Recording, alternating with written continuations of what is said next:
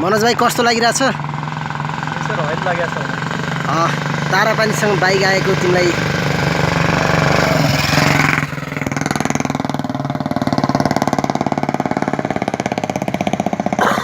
यता पनि new nice हो।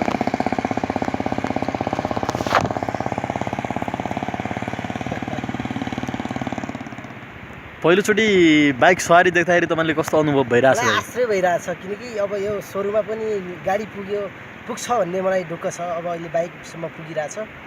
अहिले अब स्तरीय मात्रै हुँदैछ। ऱ्याप3लाई धन्यवाद दिनै पर्छ। तपाईँले पनि अब यो 11 नम्बरबाटै कहिलेसम्म के अरे जीवन निर्वाह गर्ने हिँड्ने बाइक किन्ने सोच विचार के गर्नु भएको छ? कस्तो बनाउनु छैन? अब त्यो अब आफ्नो कार्यालयलाई पनि अनुरोध गर्छु कि बाइक या गाडी हाल्नुपर्छ भनेर म अनुरोध गर्न चाहन्छु। अरू केही थप कुरो केही भन्दा? अरू केही छैन। अब स्तरोन्नति भयो भने सधैँ आज मात्रै हामीले यो बाइक देख्न पाइरहेछौँ नि। अब पछिल्ला दिनहरूमा पनि नियमित यसरी बाइक गुडिरहेको देख्न पाउनेछौँ। यहाँको सोरु गाउँपालिकाको जनताले देख्न पाउनेछन् भन्ने पुनः आशा छ। धन्यवाद।